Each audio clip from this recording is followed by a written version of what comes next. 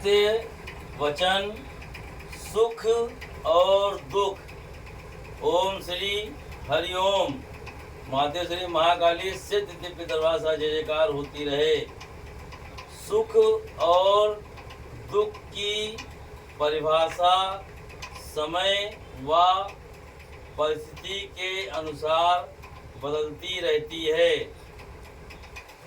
सुख और दुख ये मनुष्य के जीवन में तो लगे ही रहते हैं, लेकिन इसके अलावा दुख और सुख की परिभाषा में बहुत बड़ा अंतर होता है। यदि सुख है तो वो किसी विशेष व्यक्ति व परिवार में होगा, दुख है तो किसी व्यक्ति या विशेष परिवार में होगा। पूरे समाज में ना एक साथ सुख हो सकता है ना एक साथ दुख हो सकता है। एक ही परिवार में यदि किसी की मृत्यु हो गई तो उसके पूरे परिवार में दुख व्याप्त हो जाता है, जबकि उससे जलने वाले व्यक्ति या पड़ोसी के घर में खुशी की लहर छा जाती है और उन्हें सुख की अनुभूति होती है। तो यहाँ पर सीधा आशय एक है, सुख और दुख का अलग अलग महत्व है। एक घर में दुख होता है तो दूसरे घर में सुख होता है। यहाँ तक यदि किसी के कोई बच्चा नहीं है और दूसरे घर में कोई बच्चा पैदा हो गया, तो जिस घर में बच्चा पैदा होता है उस घर में सुख की या खुशी की अनुभूति होती है, जबकि उसका पड़ोसी परिवार दुखी हो जाता है। तो सुख और दुख ये व्यक्ति और परिवार के साथ चलते हैं, ये कभी भी पूरे समाज या पूरे गांव आदि में नहीं चलते हैं।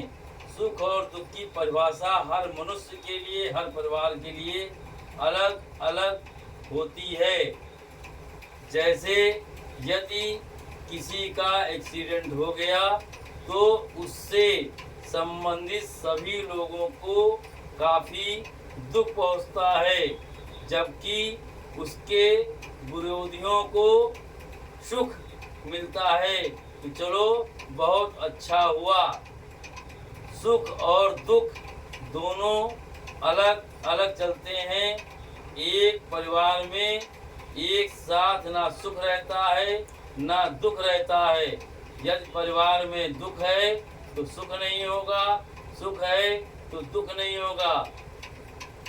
किसी के घर में सुख है तो अगले के घर में उसके कारण दुख होगा, या अगले के घर में दुख है तो अगले के परिवार में ऐसा देखकर सुख प्राप्त होगा।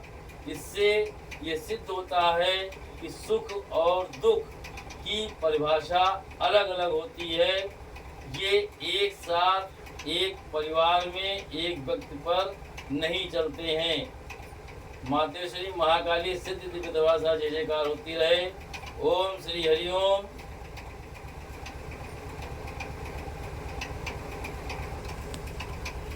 यहाँ तक एक ही व्यवसाय में रहते हुए, एक ही कार्य करते हुए भी सुख और दुख की अनुभूति होती है।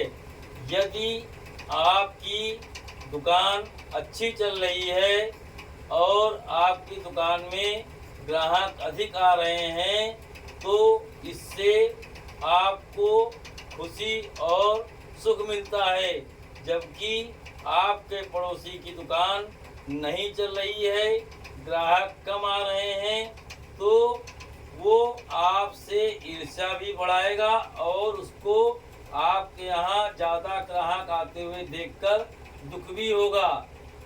इसका सीधा सा मतलब है एक ही व्यवसाय, एक ही समय, एक ही परिस्थिति में सुख और दुख में अंतर हो जाता है। जय महाकाली, जय महाकाल।